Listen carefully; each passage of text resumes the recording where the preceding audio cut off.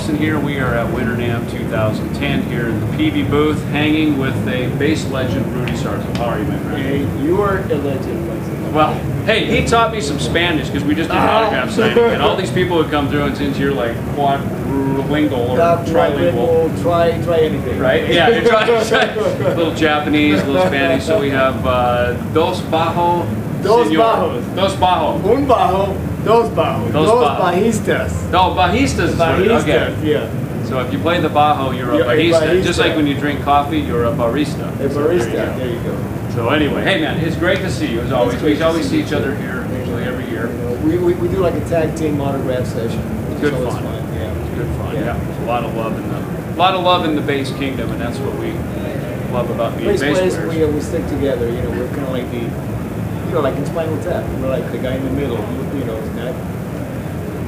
But we're not the guy that dies first.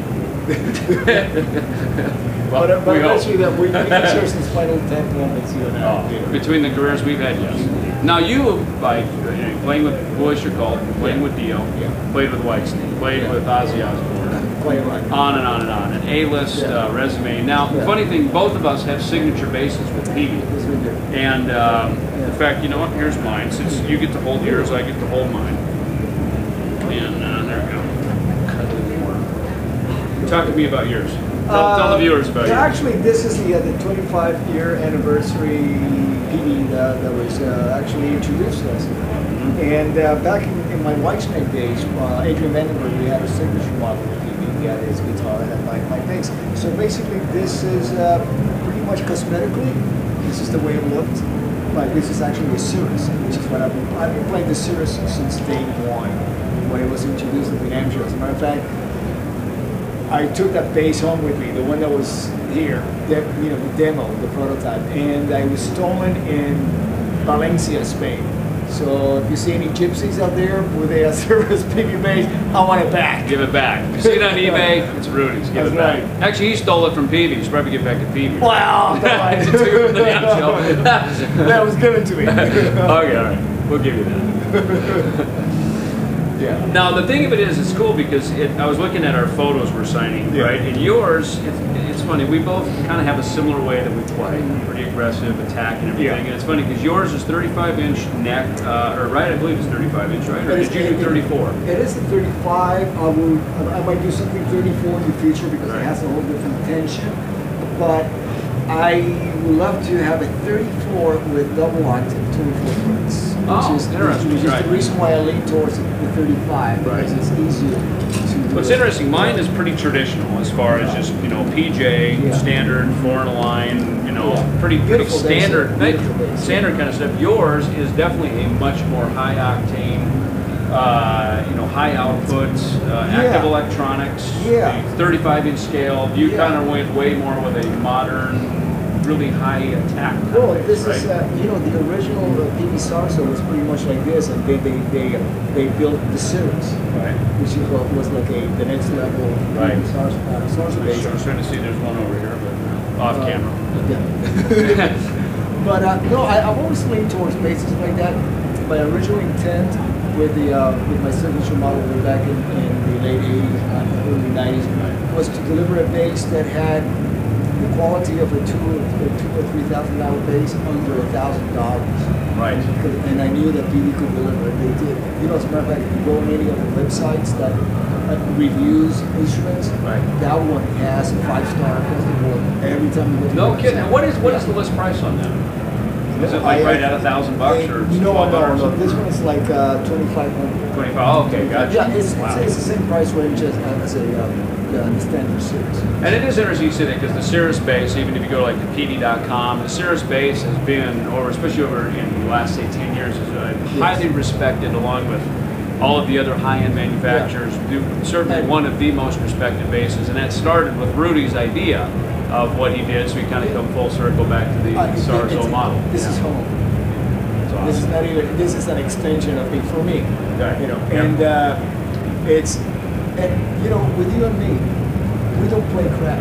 We can't afford to play crap. We can't afford to go on tour or in the studio with something that is so hard to what everybody's playing. Absolutely. And the fact that you're playing I played this instrument because it's the best that I can get my hands on. Period. Right. You know, for as a matter of fact, before I had the signature model, I was playing it. So it wasn't because anybody was giving me money to play it, or you know what I mean? Sure, right. It's the bass that I wanted to play. Bottom line, the same thing with amplifiers and everything. Right. You know, and to me, you know, I've been using PV amplifiers and basses for the last over 25 years. Yeah. It started with Quiet Riot.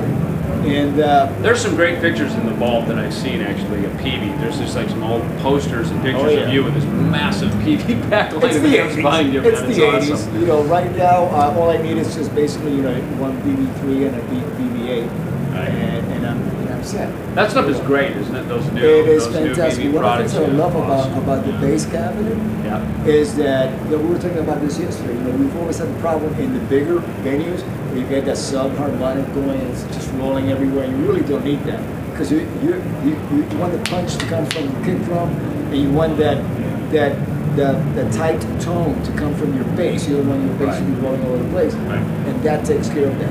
That BB8 cabinet just makes it really punchy and bottomy at the same time. Are there any tone settings that you have? I mean, special settings like bottom boost or mid boost? You know, it's or really anything interesting like that, because or- the way that this bass is designed, what I can change from song to song, Right. tonality here. So what I tend to do is leave it very flat on the Yeah. head, Ah, on the head, and I change my tone with the bass. See, it's so funny because here we are, two metal bass players. Almost, in a lot of ways, of course, what we hear has to be the same because of the Yeah. type of music that we play. But it's interesting, a lot of our settings, I almost do the opposite. I turn the bass up and get the setting off the amp. Oh, really? But it's because it's pretty much a straight system, That's right. That's right. The bolt-on neck versus his is neck through, right? So it's just it's interesting, and I wanted to say this to the viewers because I get, as I'm sure you do, a lot of questions. Dude, how do you get that tone? And the truth of it is, the tone is really right here in the fingers. That's is, really absolutely. where it is. It's in your Absolutely. fingers, it's in your ears, and it's Absolutely. in how you approach it. And even though our approaches are very different, the tones we get are almost identical, and they're very similar, and in a very similar genre of music. That is a very good point. But that the fact that, see, but if I was using a passive bass, Right. I would do exactly what you do. Because Right. that's where the tone comes from. Right. But I don't know, for some reason, I grew up listening to fusion bass players, and they always lean towards like the Alembic, which at the time that Right. I would, Sure. all those high-end basses, and Yeah. and to get that kind of like clanky to it, like a Almost like a banjo Stanley kind of. Stanley Clark, yeah, exactly. Victor Wood, Victor all Wood's that- the modern day version. Yeah, exactly. Yeah, right. All that stuff. I did grow up playing with the jazz. As a matter of fact, I'm from Miami, so I used to go see Jackal play like Really? sandwich shops around the University of Miami. That's great. So it was like, yeah, and I thought that there must have been about 1,000 guys that played like him. Yeah. So I said, you know what? I am not going to go into that jazz fusion field. I'm going to stick with rock. Sure.